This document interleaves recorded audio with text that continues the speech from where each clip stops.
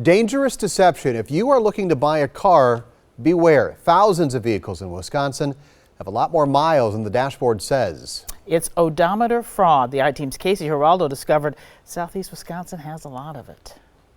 If your car's tampered with, it could mean a bunch of extra money spent on repairs and a big hassle. That's not to mention the safety risks of not knowing you could be driving a dud.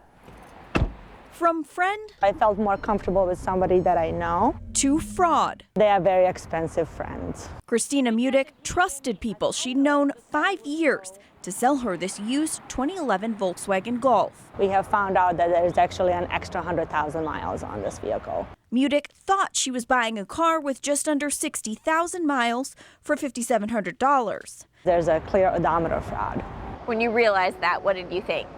I was just extremely hurt and extremely angry. Now, with closer to 160,000 miles, she's had to pay hundreds of dollars in repairs. And those are all things that a car with 56,000 miles probably wouldn't have issues with, right?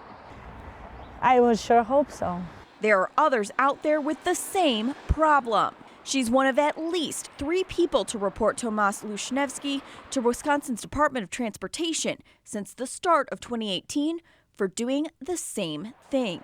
And thousands of others in Wisconsin might face odometer fraud in their cars from other dealers.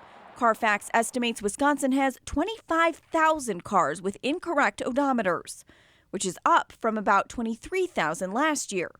The report says the Milwaukee area is home to 11,500 of those cars. It's crooked to do that to someone. Dave Manio says he's seen it in his shop. We had a couple cars in here that people brought in, run a Carfax on it. The mileages are 70, 80, 100,000 miles off from what the car says to what the Carfax says it should be. How do you explain that to people? They say someone kind of took you for a ride. He's not surprised thousands of Wisconsin cars have bogus odometer readings. There's people out there hacking into the government computers. I'm sure they can figure out how to program a cluster. That's the part of your dashboard that shows your odometer. Manio says some people find salvage yard clusters with less miles and put them on older cars to make a buck. What can someone buying a used car do? Spend the money and buy a Carfax and at least see if there's any mileage discrepancies with the vehicle before you even look at it. You know, get the VIN number. Because an incorrect odometer means more than just money. They're putting people's safety at risk. Exactly. That's the biggest thing, is all the safety issues that arise with that kind of mileage on a vehicle. I do worry, but I don't know what to do with it because I've already lost so much money on this vehicle that it's really hard to sell a vehicle that has 100,000 miles of odometer fraud, and it's really hard to trade it in.